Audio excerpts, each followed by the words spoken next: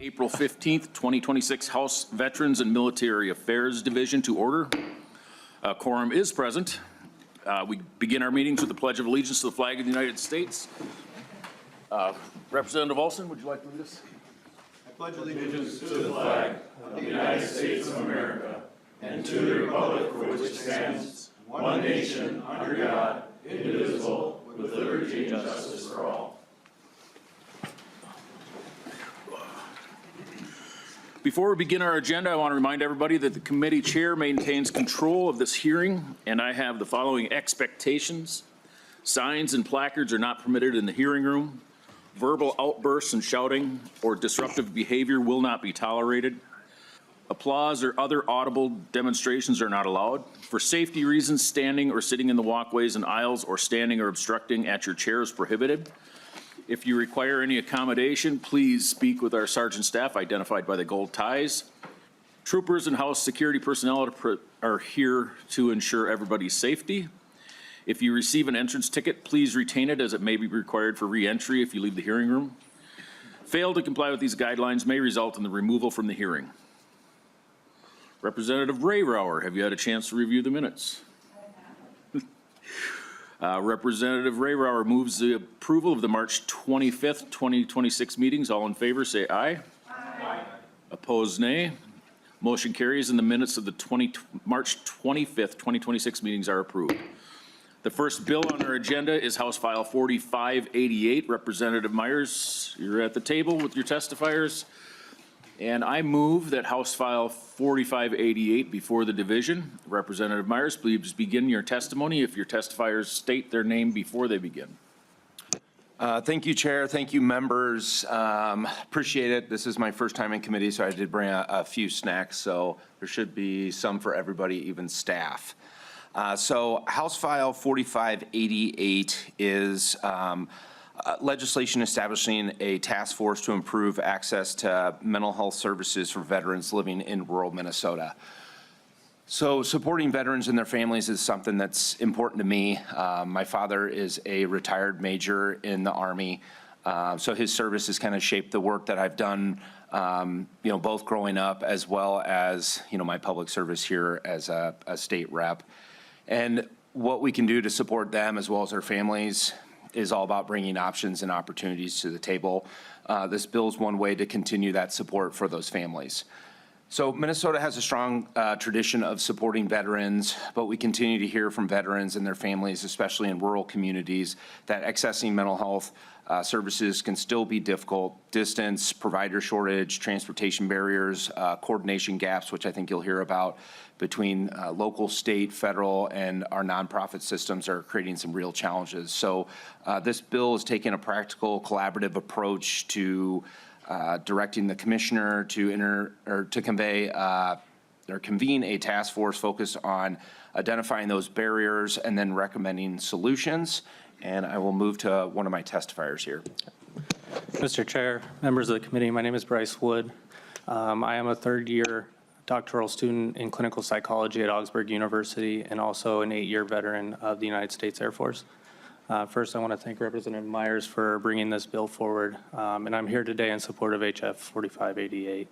I want to talk about why this bill matters, both as a veteran and as someone training to be a clinical psychologist.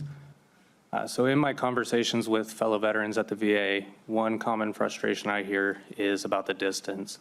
Veterans who live in greater Minnesota often describe having to drive all the way to Minneapolis to receive their care.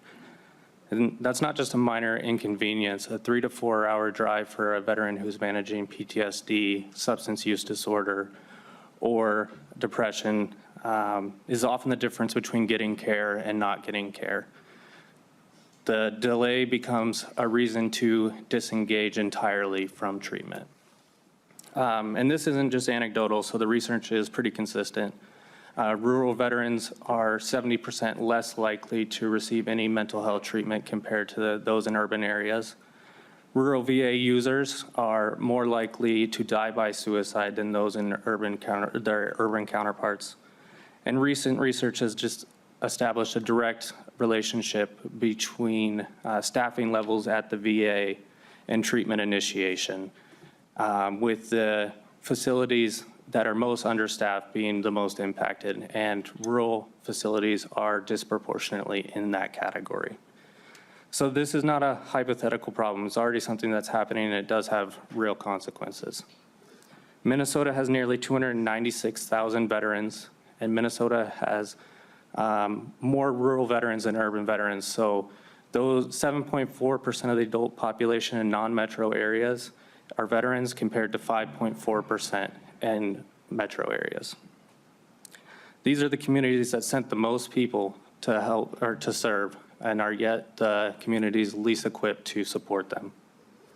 From my clinical training, I have seen what happens when care is delayed. In my current treatment in a substance use clinic, delays in accessing mental health care are not neutral, they have consequences. I have seen veterans disengage from treatment, leading to relapse or consequences. And these happen during gaps in care that should never have happened. When someone finally reaches out for help and the system cannot respond in time, the cost is not just clinical, it's permanent. A state-level task force will not solve every problem, but it creates a coordinated, accountable mechanism to track what is happening to rural veterans. The veteran service organizations do incredible work, but what we lack right now is a coordinated response where we can bring in many different agencies to one table to solve issues all at once.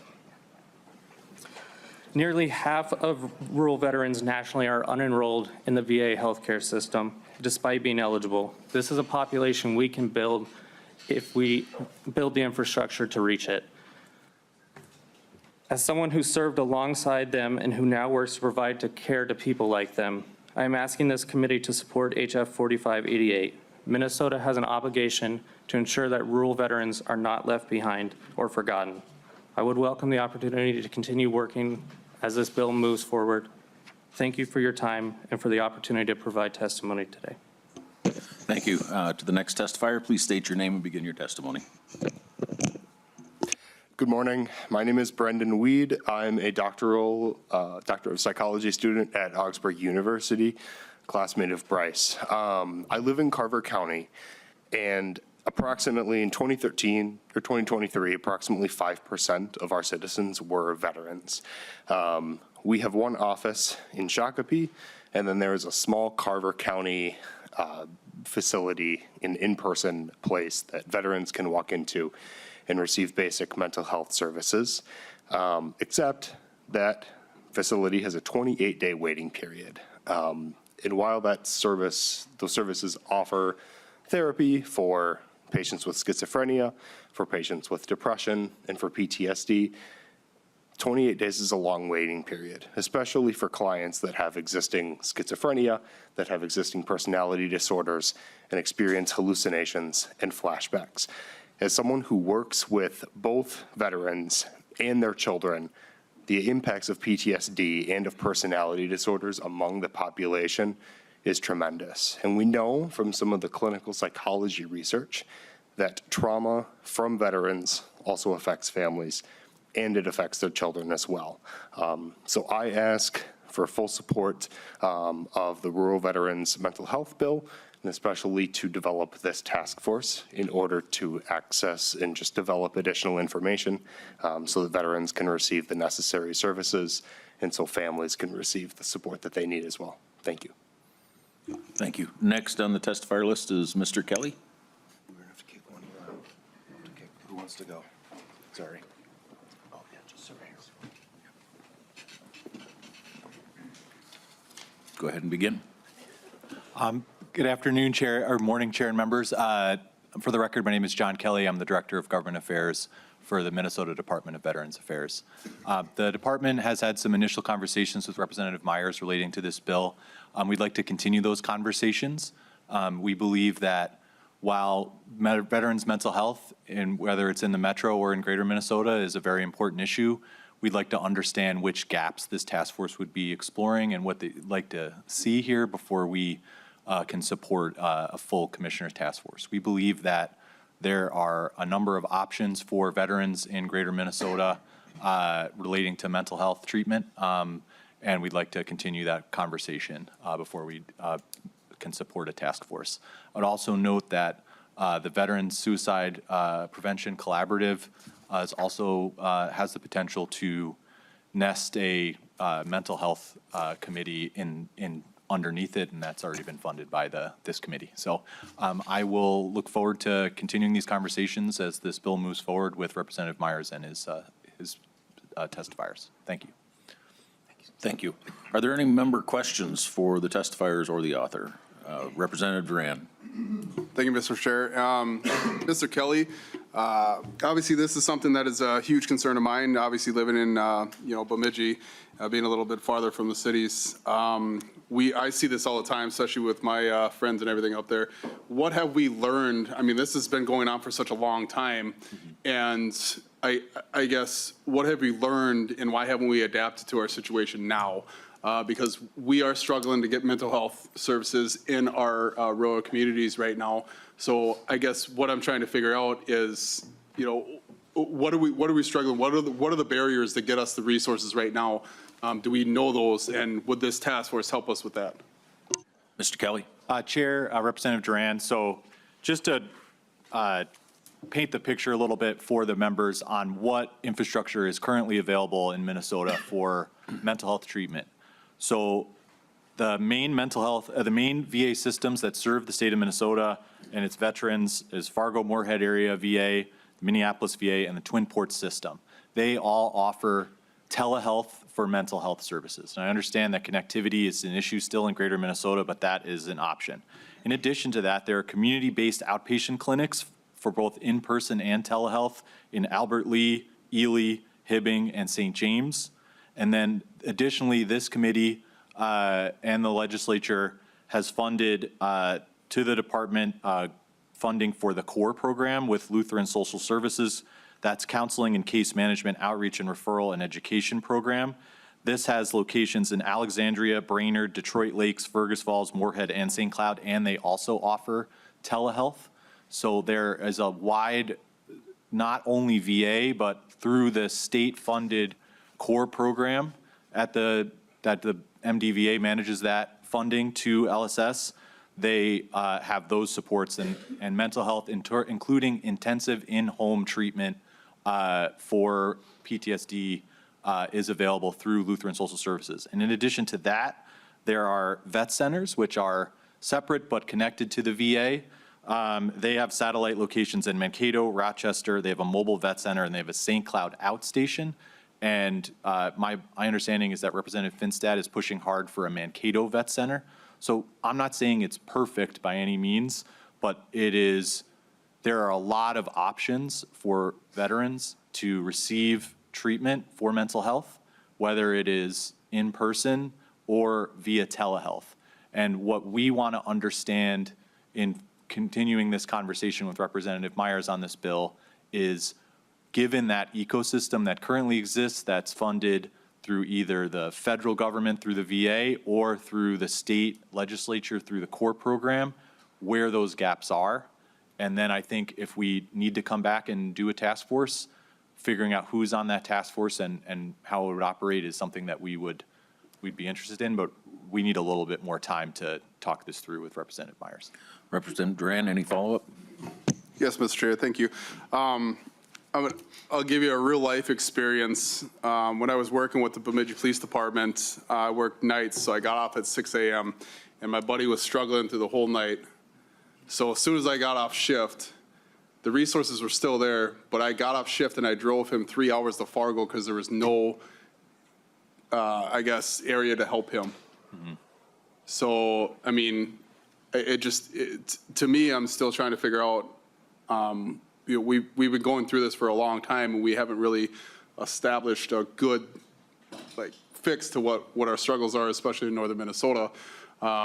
So I guess would this task force be beneficial to us to understand some of that? Or, I mean, I'm just trying to figure out why we're still struggling with this stuff. And I guess I'll just leave it as that. And thank you, Mr. Chair. Thank you. Vice Chair Olson. Thank you, Mr. Chair. Thank you, Representative Myers, for bringing forward a good concept, a good idea. Thank you for the testifiers for what they've been saying. I really appreciated hearing the fact that he said members from the military derive mostly from rural areas, so that is a fact. 60% of the United States military comes from 19% of the population of the country. So 60% of the service members of our country come from rural areas of our nation, and I don't know why that is. Maybe we're trying to get out, or maybe there's something in us, or maybe it's in the water, I'm not sure. But us rural members, we serve at a rate that far exceeds those of other areas. So I appreciate you bringing that concept and understanding that is a reality.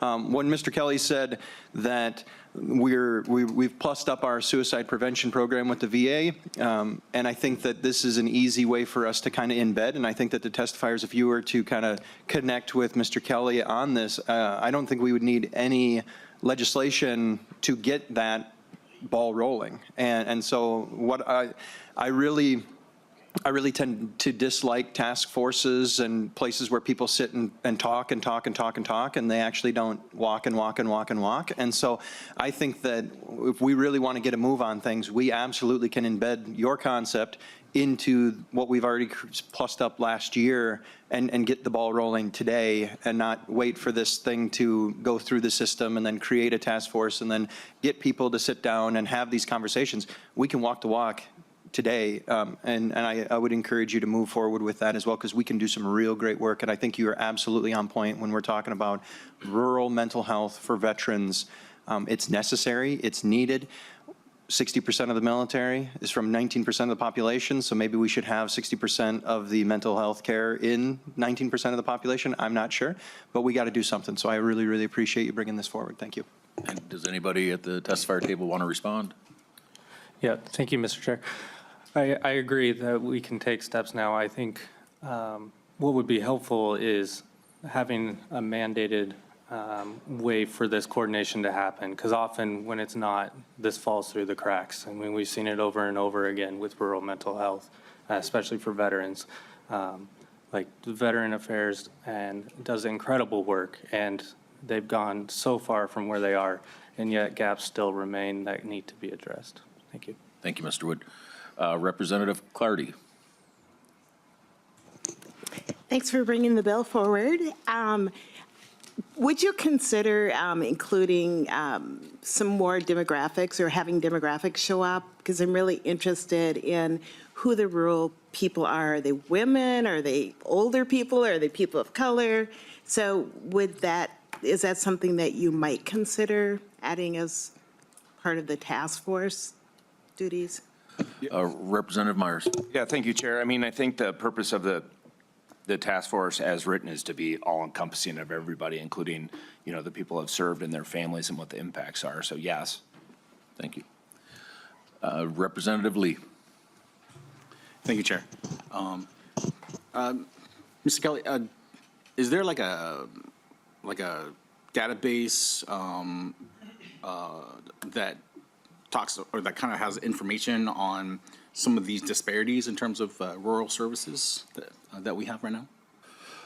Mr. Kelly. Chair, Representative, a lot of the data relating to veterans population, treatment, all that is housed with the U.S. Department of Veterans Affairs. We can request data from we have to put in basically a data request to them.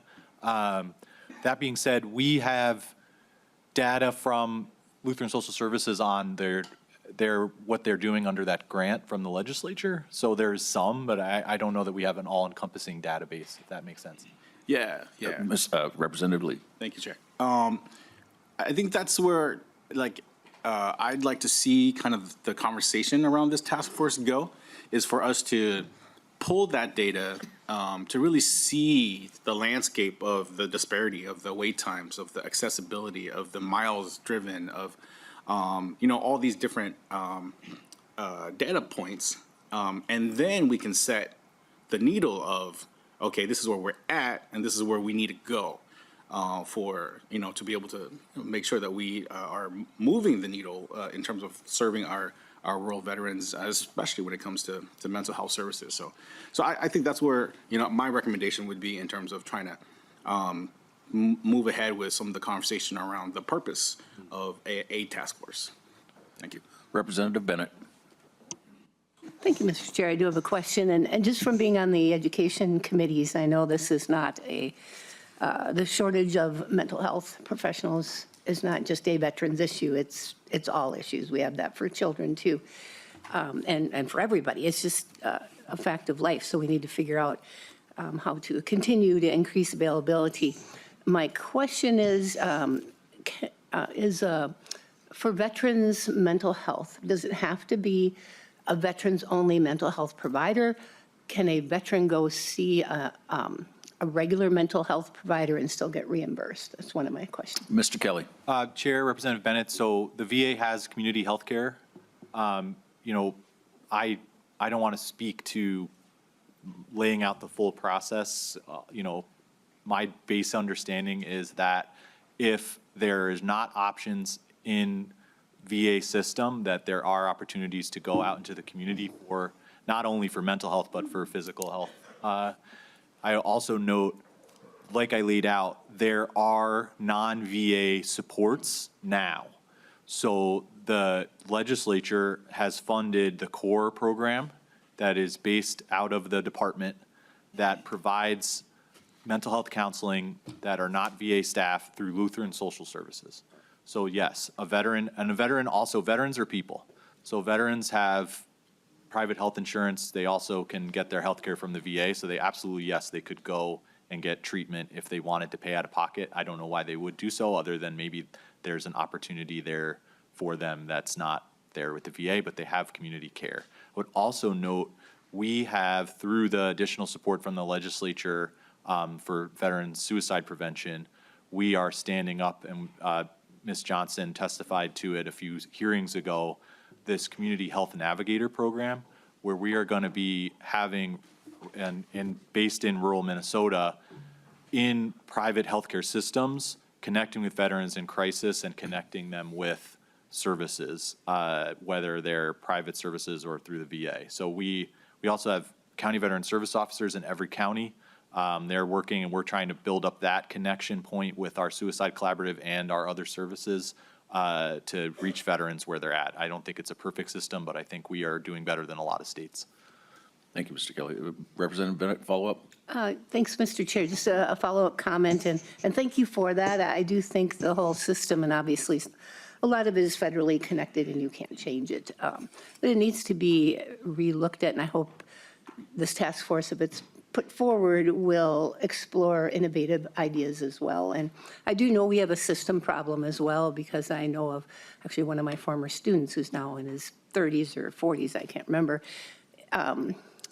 opened a mental health clinic in rural Minnesota, southern Minnesota, and it took 13 months, I believe, just to get licensed. And so we have a problem in a lot of areas, and maybe the task force would help reveal such things as well. We have to be careful with fraud, obviously, and so that's an issue, but also just the length of time it takes to get these facilities going and get availability for our veterans and others. So thank you. Thank you. Any further questions? Co-Chair Zhang? Thank you, Mr. Chair. To the bill author, I'm just curious, I appreciate the work that you're trying to do. I'm curious, what the fiscal impact is of creating this task force, and then for the appropriations, where are you thinking of getting appropriations from, given that this is not a budget year? Representative Myers. Thank you, Chair, for that question. I will actually defer to John here, because he's done these in the past of what the rough cost may be. And as far as funds, I've heard it from other people before. I think there's a lot of rocks you can flip over and find funds if we want to make this a priority. Mr. Kelly? Thank you, Chair and Representative. So I can't speak to the specificity of this cost without, as I stated in my initial testimony, we think that we want to continue to work with Representative Myers to flush this language out a bit. If you recall, the SGU task force that we just did, it laid out the members, it laid out the process, it laid out the mission, it laid out the focus areas. The same with the suicide prevention, it laid out what the research areas were going to be. And so that's what we're talking about when we talk about continuing the conversation with Representative Myers. as it stands right now, the bill as introduced, I can't fully speak to that, but I can say that, for the SGU task force that met 8 times, that we, stood up, we did the Secretary of State's process, all of that, we definitely expended that $118,000 that was appropriated for the department for that operation of that task force. Thank you, Mr. Kelly. Chair Zhang? I guess back to Representative Meyer, I'm just curious, do you have a number in mind? Because you have a blank appropriation here, so I'm just curious. I know that it's a bill that's work in progress, but do you have a number in mind of what you're trying to get from in terms of funding for this? Representative Myers? Yeah, thank you, Chair Zhang, for that question. I do not. Again, a lot of the stuff we're coming up to deadlines here. I'm just trying to bring an option and opportunity to the committee for your guys' consideration. In my eyes, the committee, the departments have done good work in this area, but we're always just trying to bring other options and opportunities to the table. If you guys so choose that this is one of those, options or opportunities, it's something I'm open to. All right, seeing no further questions, I just have a couple of comments. To Representative Bennett, there is a difference between veterans' mental health and standard mental health. Sometimes it's tough to get the veteran to go to a non-veteran to get help. And that's, I think, kind of where these guys are coming from. And the core services are a good option, but sometimes it's, it's not what we need. So I welcome the discussion to keep going. Representative Myers, you have closing remarks? Yeah, I just, brought this forward to create a structured process to bring stakeholders, experts, veteran advocates together so that the legislature can, act on informed recommendations moving forward.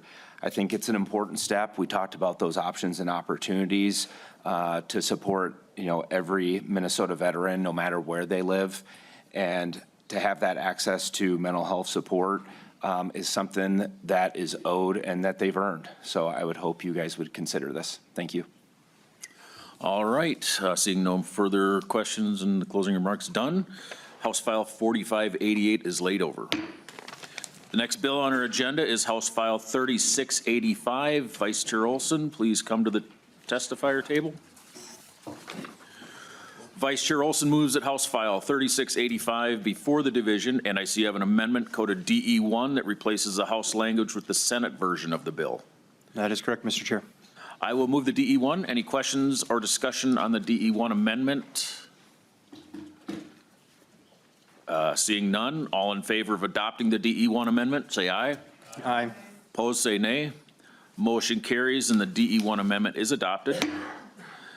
Vice Chair Olson, please begin your testimony and have your testifier state his name for the record. Thank you, Mr. Chair. House File 3685 is a bill that would just allow former service members and veterans of both the Korean conflict and the Vietnam War to petition their school districts to obtain a diploma if they didn't receive one. So if you look back way long ago, there were members of our military or armed service who decided to quit school and join the military to fight for the United States. And by quitting school, they didn't actually graduate, they didn't gain their diplomas, but they went off and they served and received another form of education.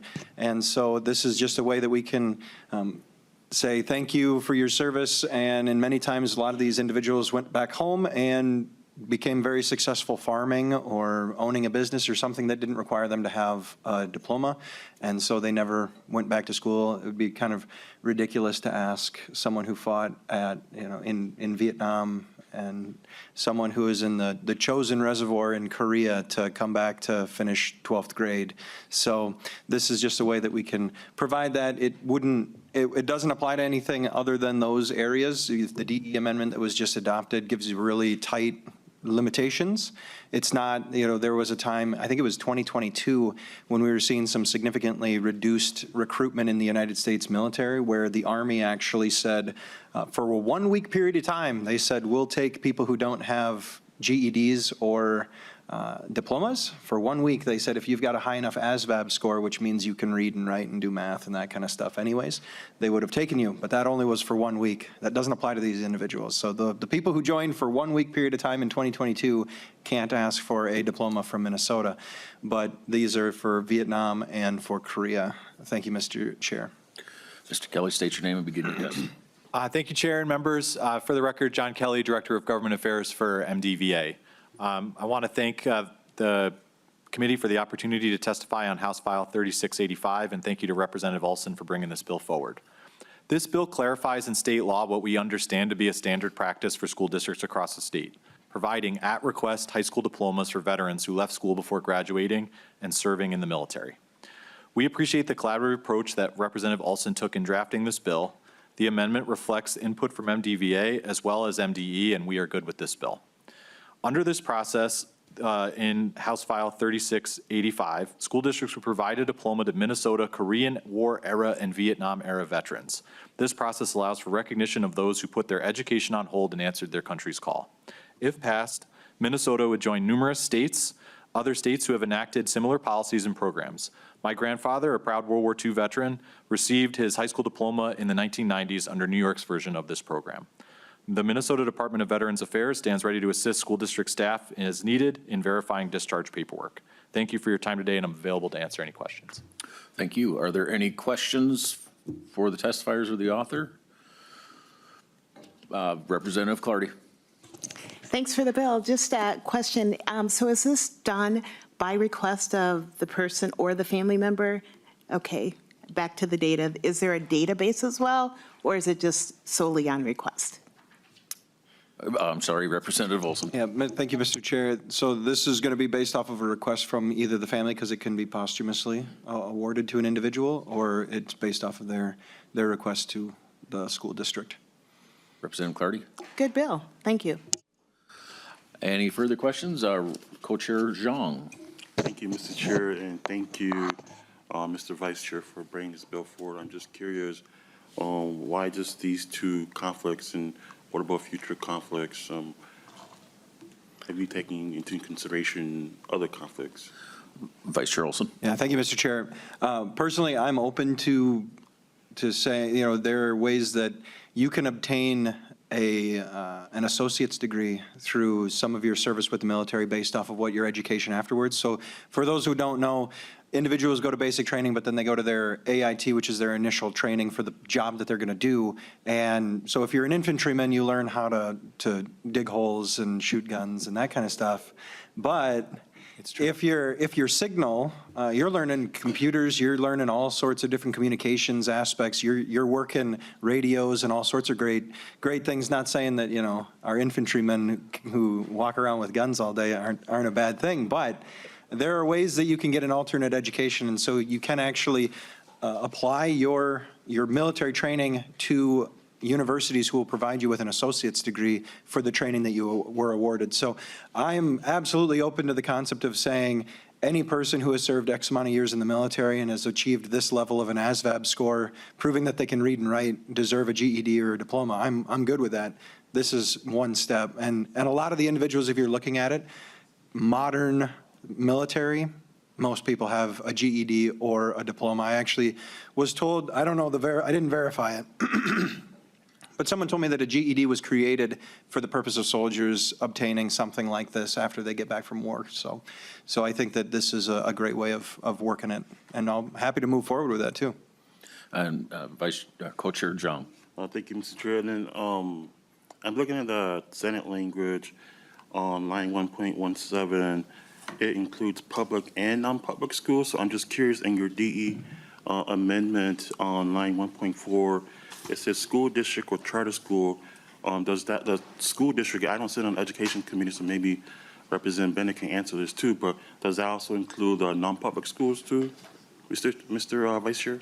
Chair Olson? Thank you, Mr. Chair. I would, if Representative Bennett has the answer to that, I would say that there probably weren't very many charter schools during the Korean conflict, so they're probably not going back to their old charter school that they were a part of. But there were, in fact, private schools that an individual could have been a part of, and that would have been the most recent education that they received was from that private school, and I think it would be inappropriate to ask them to go to a school that never had them in class, saying, hey, by law, I'm not allowed to get my diploma from this private school. I have to go to the public school, and then there'd be some weird transfers for a 90-year-old individual. I think that would potentially be inappropriate. But if Chair Bennett has an answer to that question as well. Chair Bennett? Thank goodness for Google, Mr. Chair, yeah. So it's, charter school started in Minnesota in 1991, so. There you go. No, my question wasn't, I wanted to know if a school district, if that would include like the private schools. Yeah, What's Vice Chair Olson? thank you, Mr. Chair. I think that I believe I provided a fairly decent explanation. If you need more, So you're saying, yes, it does include the private schools? yeah, it Okay. would No, include that. that's all. I just want to make sure that was also included in there because in the Senate language, it says non-public schools. So that would say private, but in your House language, it's just a school district. So I don't know if a school district encompasses the private schools too. That's what I want clarity on. We saw a hand raised from Mr. Kelly. Thank you, Chair and Chair. So we worked on this language with the Minnesota Department of Education, and the way this bill is designed, we wanted to make sure that a lot of these veterans, especially the Korean conflict veterans, their school might not exist. It may have been consolidated into a central school district. So we basically wanted to have it where they live and where they've made their life. My grandfather lived in Long Island, New York, and he got his high school diploma from DeWitt Clinton in Manhattan. But that's where he went. But if it didn't exist anymore, he could have gone down the street under this bill and gotten a high school diploma there. So if someone, made their life somewhere else in Minnesota and they can go down to their local school district and they can get it. If they want to go to the private school, they can get it. That's how we tried to make this as low drag for the veteran as possible. Representative Raybrower? Thank you, Mr. Chair. I think this is a great bill. Thank you for bringing it forward. Just looking at the details of the language, my question would be, it says unable to complete their high school educations for reasons related or unrelated to military service. I'm just curious why you chose to include unrelated and what circumstance that might be. Vice Chair Olson? That's a really good question, Mr. Chair. This is the Senate version, so I would give it to Mr. Kelly. Mr. Kelly? Thank you, Chair and Representative. So when you look at these two conflicts, they existed before the volunteer army or military. And so if you left school, you would get potentially drafted during that time period. And so they could have left school because of a family situation, and then they could have gotten drafted and served in Korea or Vietnam. And so we didn't want it to be there's not everybody that served during that time was going voluntarily. Seeing no further questions, just a real quick comment. The generation that we're talking about is disappearing quickly, so we need to move on this. And also just to comment on that generation, I knew a Korean War veteran. Not only did he quit school to join the Army, he lied his age to get in. So that's the difference in the generations, and it's just incredible. So I appreciate the bill. Thank you. And your final comments. Thank you, Mr. Chair, and thank you to the committee for hearing the bill. I think it's a pretty great way. It's obviously a pretty small thing, but to a lot of people, this could mean a lot. I mean, an education means a lot to people, and living your entire life without this piece of paper that says that the government determines that you have an education, I think that's something that's pretty special. All right, with that, House File 3685 is laid over. The last bill on our agenda is House File 4577. Please come to the table with your testifiers.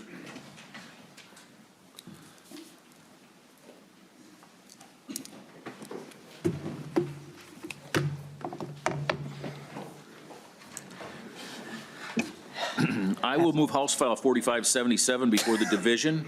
You also have a delete all amendment, coded DE3. I will move the amendment before the division. Representative Rymer, that is the testimony on this bill to the language in the DE3. Thank you, Mr. Chair. It is. Members, I'd like the division to adopt the DE3 amendment, then move to testimony on the bill as amended. All in favor, say aye. Opposed, nay. Motion carries and the DE3 amendment is adopted. Representative Rymer, please begin your testimony. Mr. Chair, Co-Chair Zhang, members of the committee, thank you for taking the time to hear House File 4577 today. This establishes a psilocybin therapeutic program for our state. Specifically, the reason it's in veterans right now is because qualifying health issues are a thing that a lot of our veterans deal with. Things like PTSD, depression, substance use disorder are all qualifying health issues in this. When we talk about psilocybin therapy, we're not talking about the psilocybin that Chair Bliss may have tried in college one time, right? This is controlled, this is professional, and this program basically establishes a framework for our state to apply this important therapeutic to veterans who might be suffering from these specific ailments. And you'll have testimony today that talks a little bit about the science and how it's evolving. My heart, and I think Representative Smith's heart in this bill, is to create a different pathway for treatment for people who are suffering from some of these ailments. And you find that specifically in our veterans community after they get back from deployment and things of that nature. And I think over time we see kind of a repetitive cycle of traditional medicine maybe leading to addiction, and the whole goal of this bill is to create an off-ramp, to create another potential therapeutic that can be in use, that people will give testimony today, and there are numerous articles out there talking about how this has saved lives. So excited to co-present today with Representative Smith. There's been a lot of conversations back and forth to get this bill in the shape that it is in right now, and welcome any questions, so thank you. All right, do you have, Representative Smith, did you? Yeah, if I could say some words. Thank you, Chair Bliss. It's great to be here this morning in my normal place to the right of Representative Rymer. Yeah. No one in this room would doubt that mental illness is one of the defining issues in our society today. There's various stats out there, but somewhere 1 in 5 U.S. adults experience mental illness each year.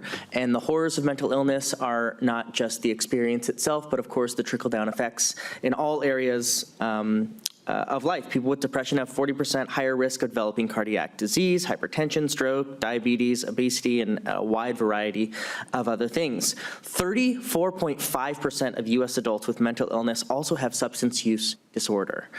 And as members of this committee know, this is even more pressing for veterans, especially when we talk about treatment-resistant PTSD.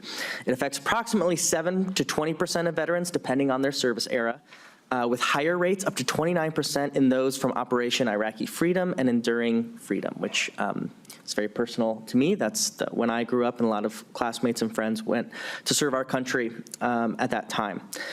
Depression affects an estimated 13 to 16% of veterans. Today we're talking about therapeutic psilocybin programs here in Minnesota. It's a new tool in our toolbox to help veterans and Minnesotans in areas that previously they felt like there was no help. And treatment they had been given was not working. You'll hear amazing stories today. And if you look at all in the media, you will see incredible stories. People will use terms like, I thought my life was over, or I was not functional, or I wasn't able to even hold a job. And then all of a sudden, from responsible use of this drug, able to have a new life. They use that term quite often. And so we're excited to propose this to you. If you have questions about the science of it, I would highly, highly recommend looking at the report that the Psychedelic Medicine Task Force put out in 2025. It is extremely helpful, chock full of studies that are really incredible work. There's a large amount of work to put that together, and it's for your use as we're making decisions like we are in this committee today. So thank you all so much, and happy to answer questions. All right, we have some testifiers on the list. Jamie Coyle. And then next up is Dr. Jessica Nielsen. And please state your name and then begin your testimony. Thank you. Jamie Croyle.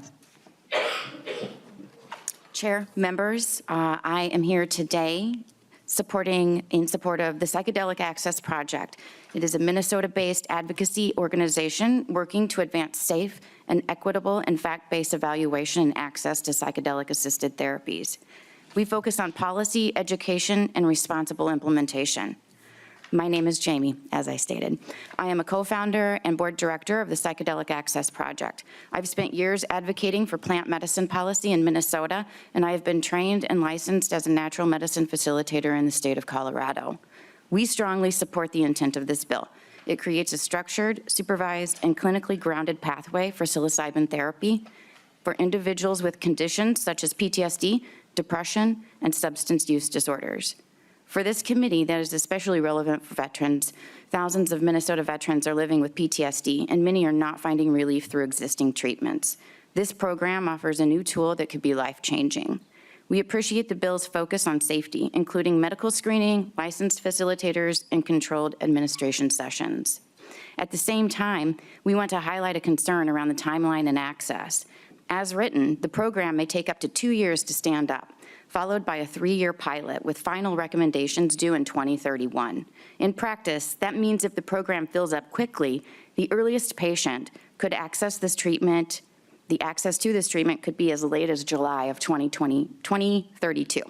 For veterans and others who are struggling today, that timeline is just not long. It can be the difference between continued suffering and access to care, or even life or death.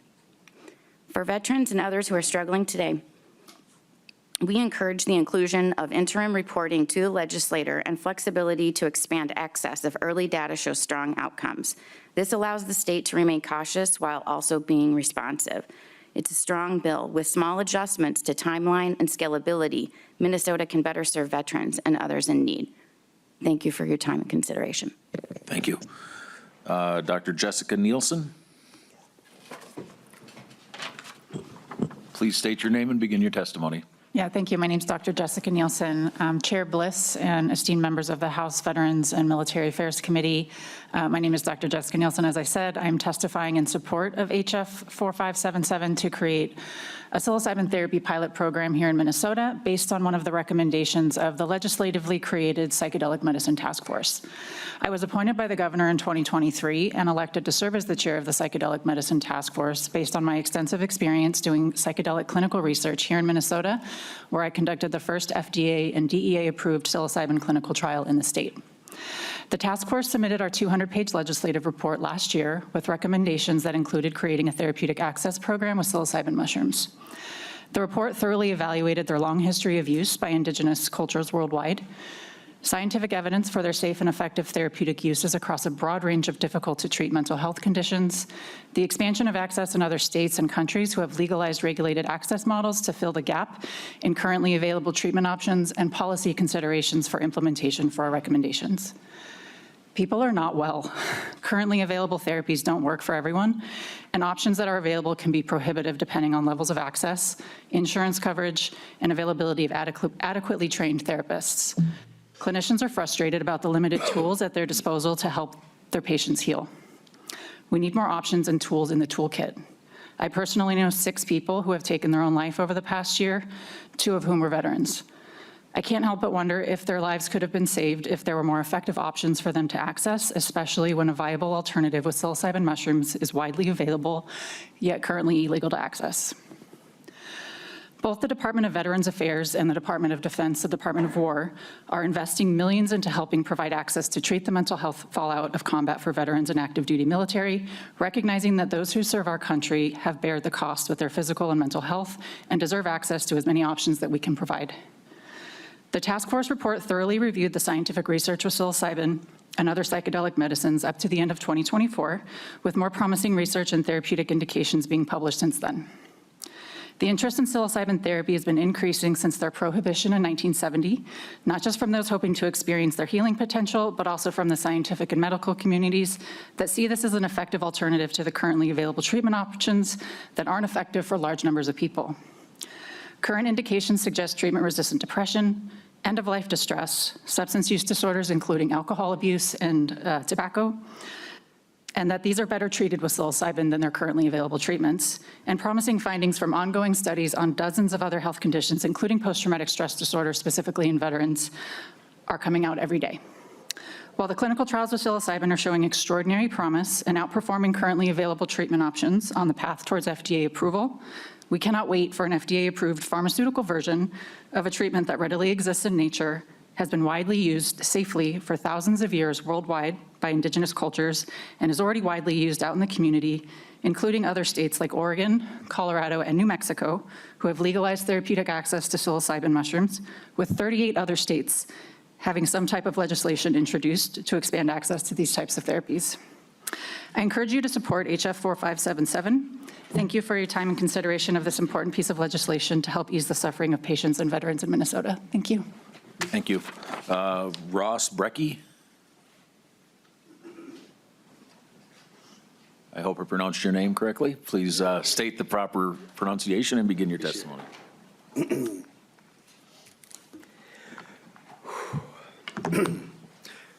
Hello, my name is Ross Brecky. I'm just here to tell you that I'm not a veteran.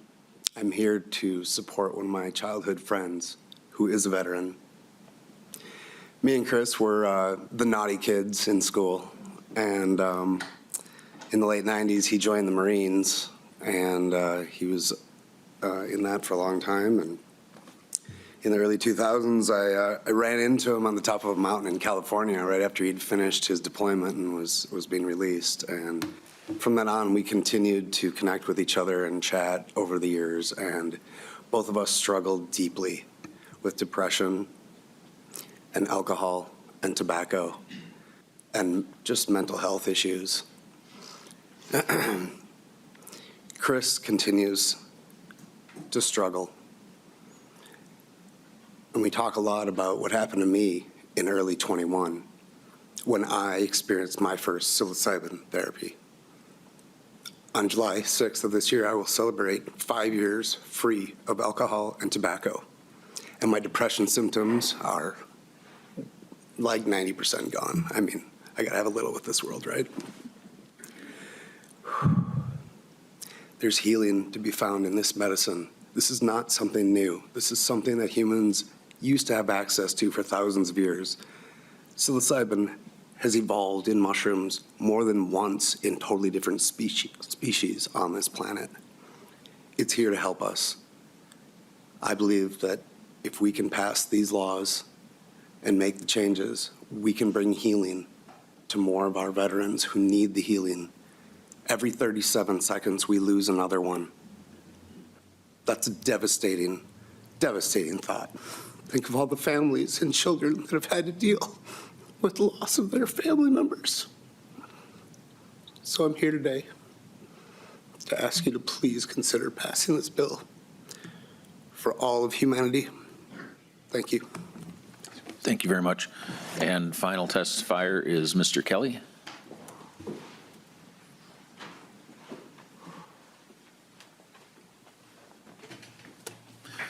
Please state your name, begin your testimony. Thank you, Chair and members. I'll be brief. For the record, John Kelly, Director of Government Affairs for the Minnesota Department of Veterans Affairs. While MDVA takes no position on this bill, I want to note for the record that psilocybin is classified as a Schedule I controlled substance under U.S. federal law and cannot be used in our state veterans' homes. Thank you. Thank you. Are there any questions or member discussion? Huh? Okay, Vice Chair Olson. Thank you, Mr. Chair.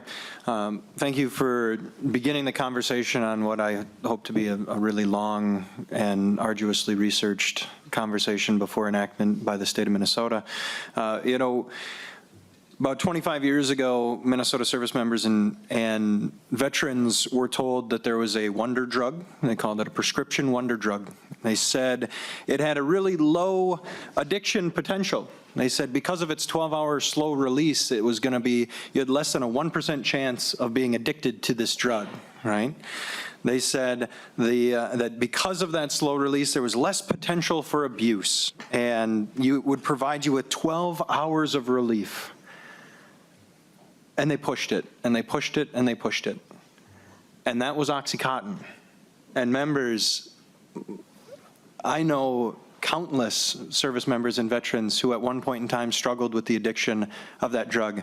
I spent an entire summer after college with my cousin as he was trying to break his addiction because the VA finally cut him off and said, enough's enough, you can't have this, so he couldn't find it anymore.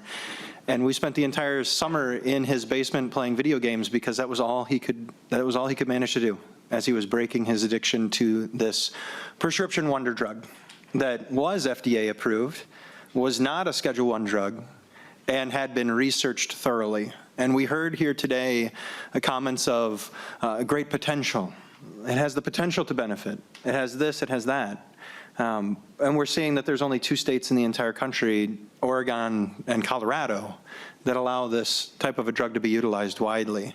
And I think that as a state, we owe it to our service members, we owe it to our veterans to ensure that we are not allowing another wonder prescription drug to come out onto our markets without a thorough vetting of this. I'm not standing here telling you today that I'm against this concept.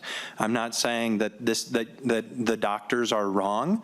What I'm saying is that I need more than just a potential for benefit before I'm going to ever move off of the stand that says we cannot open this door. So I know that there's a lot of great research going on. We had someone here today who told me that that they were working on research and they saw potential benefits. That's great. Once we know for sure that this is a good thing, that this is not the next wonder drug that will addict an entire generation of service members, then I'll be on board with it. But before then, I will always be a no on it. Thank you, Mr. Chair. Thank you, Representative Rymer. Representative Feist. Thank you, Mr. Chair. I don't know anything about this, so I'm learning a lot. And, you know, I think that this is a very thoughtful, methodical approach to trying to introduce a new treatment to patients in Minnesota. Change can be scary and hard, and I think in this place, it's very difficult to make decisions where we're like not absolutely sure that we know exactly what's going to happen as a result. But in medicine, like, we don't always know how every drug and therapy will impact every single person, and we can't. I was just thinking, the reason I raised my hand to talk is I was just thinking about the Alzheimer's medication that the FDA just approved, where we're really unclear if that's going to have a positive impact on patients, but they decided that they were willing to do it. So, you know, sometimes we have to trust the experts, and in this case, the Department of Health, to develop really thoughtful, clear criteria for when we can use this treatment. So I think that I'm comfortable with the fact that I don't know exactly how this will work for every single person before we take this approach, because clearly a lot of thought and time has gone into this. And so I support your bill. Thank you. Representative Rymer. Mr. Chair, if I can, and Representative Feist, thanks for the comments, along with Representative Olson as well. You know, it harkens back to, for me, just a few years ago under a Republican administration when we talked a lot in this legislature and throughout the country about right to try, right? So we're not cutting corners, but we're using experimental drugs and experimental treatments in order to save your life from an ailment, right? So the hope for this bill, and the reason that the time horizon is a little bit longer, is so that we can establish a program that gives veterans and other people suffering from PTSD and these mental conditions leading to suicide and other issues the right to try another therapeutic. When you talk about oxytocin was synthesized and commercialized in the 1960s. And I think the broader conversation we're having right now is that just because it is FDA approved, right? Just because it is a drug, you know, as we traditionally think about it, doesn't mean it's always the right solution, right? I think even beyond oxytocin now we're getting into a pretty severe opioid problem with our veteran community. And what this bill does is it, again, creates another off-ramp, another tool in our tool belt for the right to try another therapeutic that may work for a number of our veterans. You know, I think you heard a powerful testimony about someone's firsthand experience on how this changed their lives. I think that's worth paying attention to. I think the time horizon is reasonable, and that's what I can say about that. Thanks. Representative Rymer. Thank you, Mr. Chair. you kind of just said a lot of the things I was thinking about saying. So I'm just going to take a minute to thank the testifiers for coming today. Really appreciated hearing your information, your stories. It's great to hear directly from folks who it worked for and directly from therapists who are doing that, want to be able to do this work and help their clients. I myself have watched a number of documentaries on the research going on and seen, that there is effectiveness happening. And as far as we go to the OxyContin, it was very much a big pharma advertising the glorious, things about this medication, and honestly knowing that people were probably going to get hooked on it and not caring. So I feel like we're coming at this from a very different perspective of the groundwork of what is working for folks. And so I am excited to continue to hear more and learn more about the research, and just thank you for bringing it forward. Representative, Whatever. Mr. Chair, thank you. I just wanted to ask, I think we have Kelly from Office of Cannabis Management to come up and just speak about this bill and potential costs and implementation of it if possible. sure, come to the table and give your name and begin your testimony.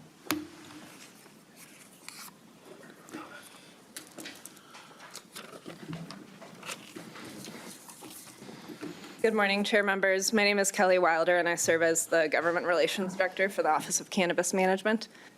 The office has appreciated engagement from the bill's advocates and from Representative Smith over the past few weeks. These are novel programs and remain rare nationwide, as some of you have mentioned. And OCM currently does not possess expertise in the therapeutic use of psilocybin. So should the bill move forward, we would appreciate the opportunity to continue to provide input on major structural components for the program, as well as input to ensure adequate timeline and resourcing. We were asked to work on a fiscal note for the original version of the bill. We have not had a request for the DE, and that fiscal note is not yet complete and released from the LBO, so I actually can't speak to specifics of the fiscal note today. I will say that it was robust, just considering the fact that, as I said, we do not currently have expertise in this area. So thank you, Chair and members. We look forward to continuing the conversation. All right. Representative Bennett. Thank you, Mr. Chair, and thank you, Representative Rymer, for bringing this forward. I find it very interesting, and I do support it, and I want to expand upon Representative Olson's comments, because I think he made some good ones. But what I took out of that, Representative Olson, is that just because the FDA approves something doesn't mean it's safe. And just because something's natural doesn't mean it's safe. We have to walk forward carefully either way. I do believe these natural substances, they're part of nature and not created, do not have a fair playing field in the medical realm because they're not moneymakers. And as Representative Ray Rauer kind of mentioned, it's something that we should explore carefully. And so I think this is good. I'm a little concerned with the timeline that some of your testifiers spoke about, because we want veterans to be able to have that option. I think informed consent is hugely important, whether it's FDA approved or natural, and so transparency and these are the known side effects, these are the known whether it's addictive or not addictive, and so on. Super important, but I think this is a good bill that needs to walk forward carefully. But I would encourage that we don't put so many constraints upon it that it makes it almost impossible for a veteran to, with that knowledge, be able to take part in a study, because that's basically what this is. I do have one question about the veterans home comment that was made, where a veteran at a veterans home would not be able to utilize this substance. With the treatment, is it only given in a clinical place? I'm not sure the proper terms here. Or is it something you give that person the drug and they take it in their own home and so on? I'm not sure if I'm asking that correctly. Representative Rymer. Mr. Chair, Representative Bennett, by the way, just the timeline on this, I never thought that I would be more conservative on this than Representative Bennett. We got a rebel over there. But no, so as part of this bill, there is approved medical facilities, and I'll let Representative Smith maybe fill in the details a little bit here, but it is also not self-administered. So my understanding in a number of veteran circumstances, just because they don't take a specific drug in the veteran's home, my understanding is that there can be referrals out, and these would be approved medical facilities. I'm sorry, Mr. Kelly would like to come up and make a comment. Yeah. Mr. Kelly? Thank you, Chair, Representative. So our residents in our state veterans homes, they are not going out to get this treatment. They are treated in the veterans home. We are funded 45% of our budget by the federal VA. The federal VA does not provide this treatment, and so we are not able to provide this treatment. We communicated this to Representative Smith and his staff in the interim. Thank you. Thank you. Representative Smith? Yeah, I can answer that question as well. And that's exactly correct. Unfortunately, we are unable to change federal law to make that possible. I would love to and have talked to some of our federal representatives about that, and there are some that are working on that. To the question, I think this gets to Representative Olson, some questions as well, and I was going to say this in my closing remarks, but what also brought me to this was things like Oxycontin and things that are addictive that are currently used to treat these, as well as SSRIs, which can also have very negative side effects, which is primarily what we have for treatment on depression, PTSD, several other things. Those are taken continually, usually daily, sometimes several times a day. And because of that, they're both unfortunately profitable for large insurance companies, which is why they are pushing these products. But secondarily, the individual has it in their possession. And so that's where you lead to understandable substance abuse for especially folks who are struggling with very intense abilities, mental health disabilities. This is a very different drug. So the science is very clear that psilocybin is not addictive, first of all, and second of all, it would only be something that someone took once or twice a year total. This program specifically is arranged to have the maximum amount of benefit while also not allowing any sort of abuse of the drug itself. So the way someone would take this drug, a veteran in this case, their mental health provider or physician or some licensed medical professional, and that could be someone that is in a veteran's home, could say, this is a possible treatment for you that is available to you in this state where you live. It wouldn't be covered, to be clear, by the VA, but it's something where they could recommend someone for this program. The commissioner could approve that, but there would have to be a health screener that individual will have to go to make sure there's nothing in their past that would potentially, in their medical past, that could potentially be complicated by psilocybin use. Then they would go to a licensed facility that are licensed through the Office of Cannabis Management, and the bill as it currently is, and they would have 3 sessions. The first would be an informative session to get informed consent, to be very clear about what they are taking, what the experience would be like, what the hope is going to be in the whole space of the program. Then they would leave. Then they would come back to that place again, the licensed facility, and they would have an administrative session. That's when they would actually take the drug and have the experience that normally lasts several hours in the presence every single moment of a licensed provider. And there are currently programs to license those caregivers in states, Oregon and Colorado specifically, that we could use those programs to license those individuals to make sure not only that those patients are safe, but they're also being coached through that very unique experience.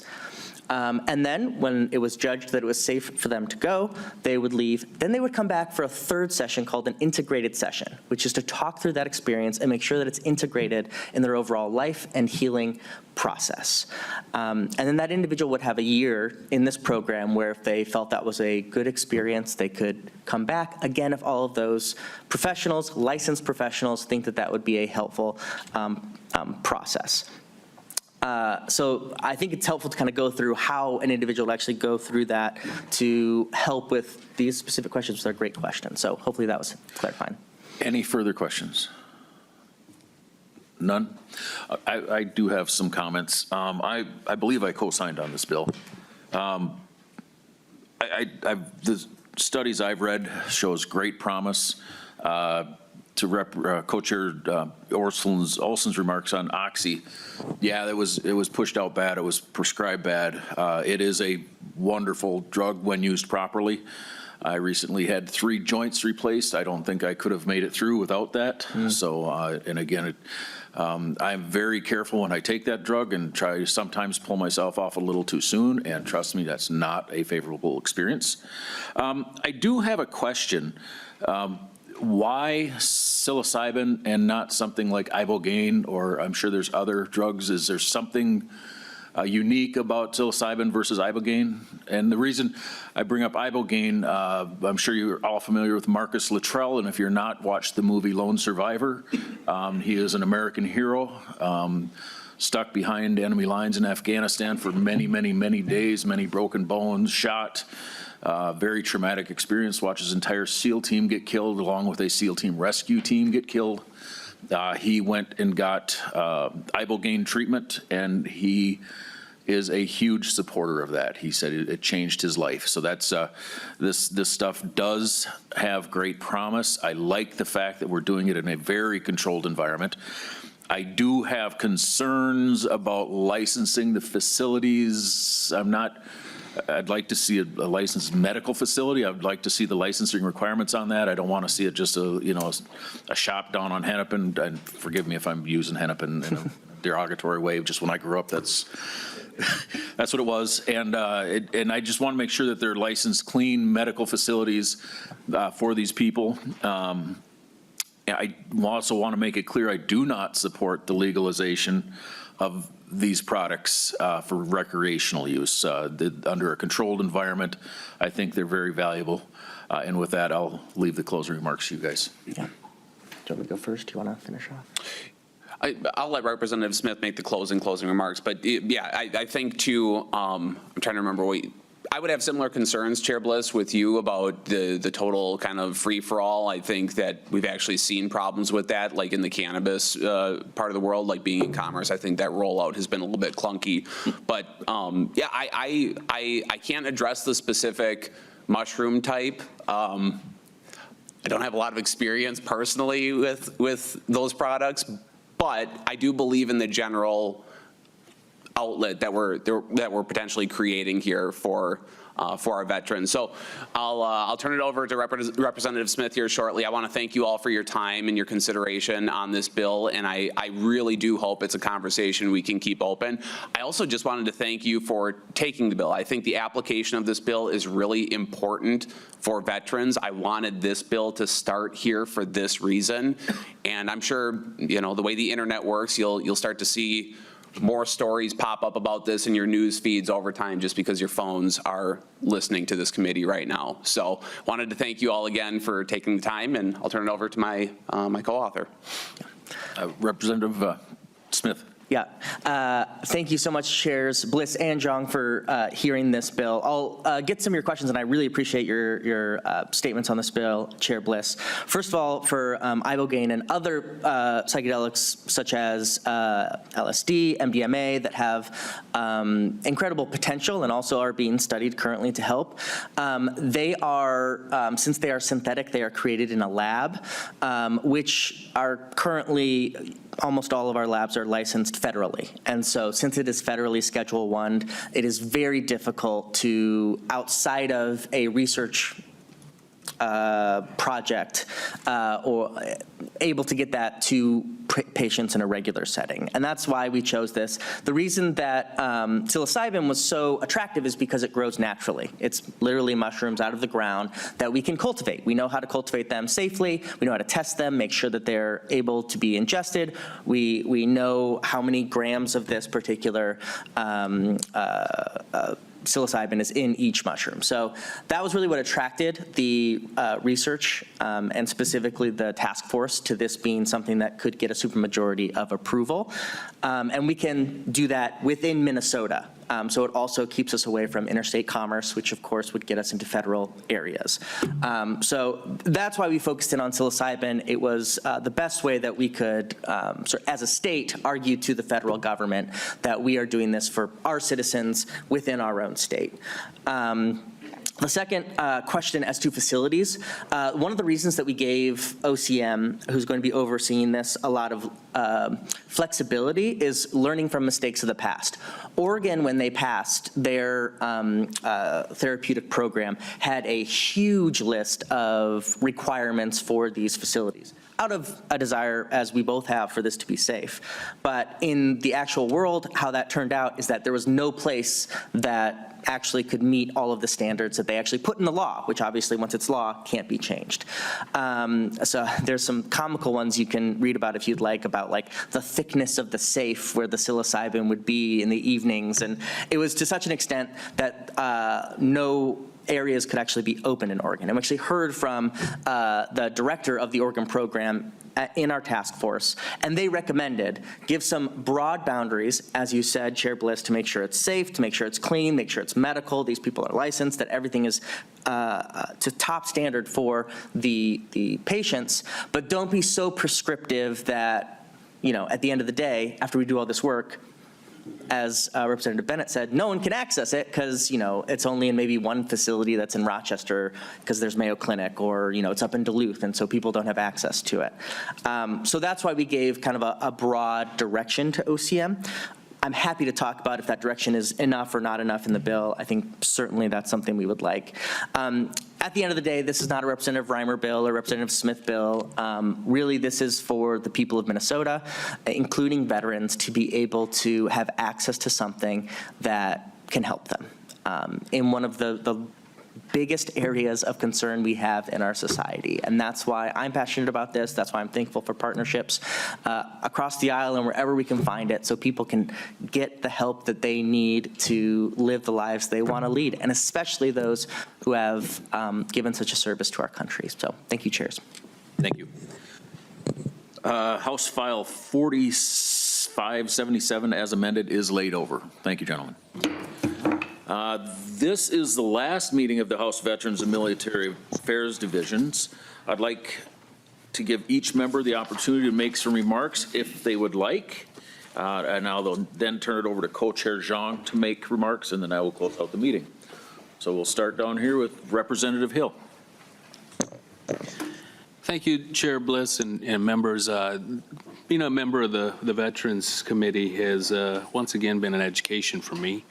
My gratitude for our veteran, our serving and veteran men and women around Minnesota and around the country continues to grow, as does a sense of gratitude for each one who wore the uniform. I want to thank you for that education. I want to thank you for the opportunity and the opportunity to serve in this way. Thank you, Chair Bliss. Thank you. Representative Lee. Yeah, thank you, Chair Bliss. Thank you, Chair Zhang. Thank you to all the members. This is my first term and my first committee, and you know, being a refugee kid whose origin is rooted in a conflict, you know, I identify greatly with veterans, with military apparatus, and just the United States, the country that accepted, you know, my family and has given me, you know, so much opportunity. So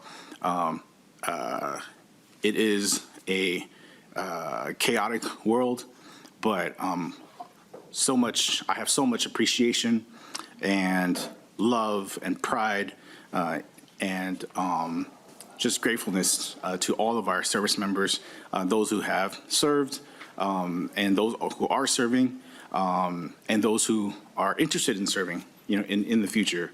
to continue to defend and protect our country and our Constitution. So, no, this has been really educational. I appreciate, everything that we've been talking about. And so, again, just thank you so much for the opportunity to be on this committee. Thank you. Representative Feist. Thank you, Mr. Chair. It's been an honor to serve on this committee. When we run for office, we come in with sort of the things that we plan to do, and then issues and communities find us. And my very first session, I just happened to come in early during COVID to the state office building, and so did Rob Eklund, who I served with in my first term, and he was like, the Veterans Restorative Justice Act has lawyer issues, and I don't know what to do.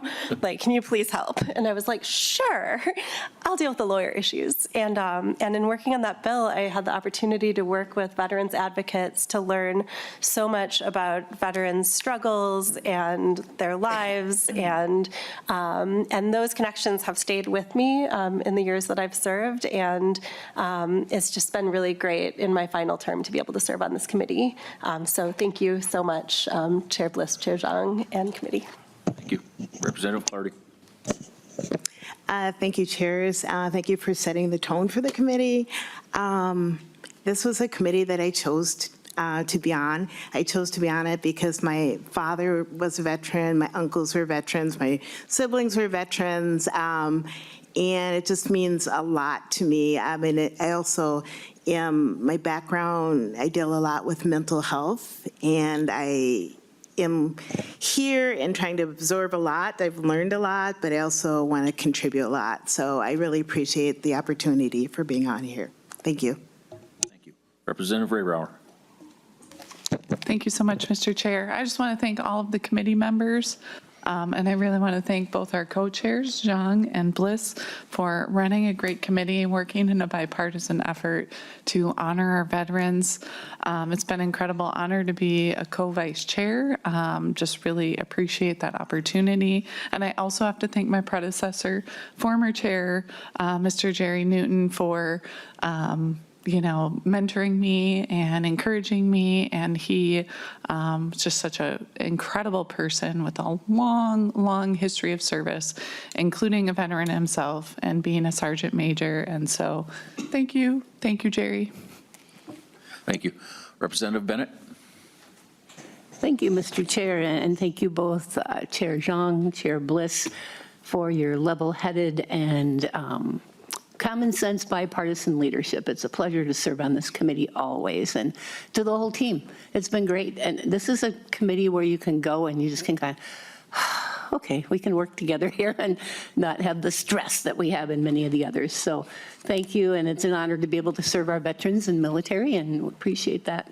Good job. Representative Rapinski. Thank you, Chair. Chair Young and fellow colleagues, it's really been an honor to serve on this committee, as many of you have stated.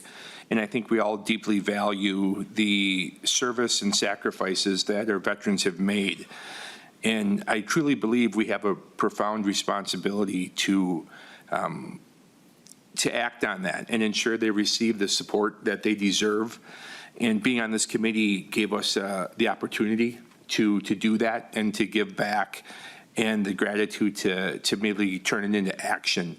I appreciate working alongside all of you. I look forward to working with you guys in the future on a number of these issues and being an advocate for our veterans. So thank you. Thank you. Vice Chair Olson. Thank you, Mr. Chair, and thank you to the members of the committee. From my knowledge, I don't think I'll be getting on an airplane and flying over to the desert next summer like I did the summer before, so I'll be around if we need to have any conversations about veterans issues.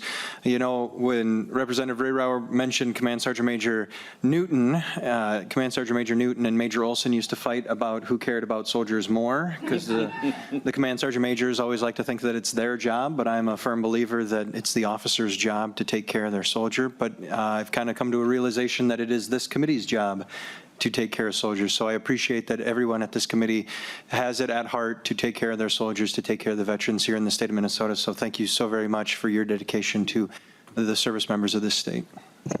Imagine that an officer think they're more important than the enlisted. Co-Chair Zhang. Thank you, Mr. Chair. I just also want to thank our veterans for helping us shape the work that we're doing here, the important work that we're doing here in this committee to ensure that our veterans and families get access to the resources they need, and also to the stakeholder, community leaders, and our Department of Veteran Affairs team and military affairs for collaborating with Chair Bliss, myself, and our committee this biennium, and to our amazing staff, both nonpartisan and partisan, Helen Roberts, Mr. Debo, John Holquist, Matt, and our amazing CLAs, and our pages and Sergeant at Arms for making sure that our community goes smooth. And also want to thank Governor Walz and his administration, and last but not least to our late friend Melissa Hortman for entrusting me in this role for, as I shared earlier on committee this year when she had called me and asked me to gavel this committee, I hesitated a little bit, but I hope that I did her proud. And so thank you, Mr. Co-Chair, for working with me, and it's been an amazing 2 years. Thank you. Well, thank you, everybody. This is, I've been on part of this committee since the day I stepped into the legislature. This is my favorite committee. It's an honor to be the co-chair of it.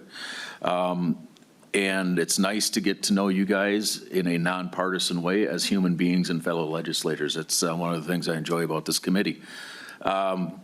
And to our predecessor that was mentioned, Mr. Newton, big shoes to fill on Mr. Newton. He was a great, great man, and I enjoyed serving next to him in this committee. I also want to thank our staff, both partisan and nonpartisan, to make us, and especially me, look not quite so naive and look like I actually know what I'm doing sometimes. So you guys had a yeoman's effort this year, and I appreciate it. And with that, that's about my final closings. But I do want to mention one more thing.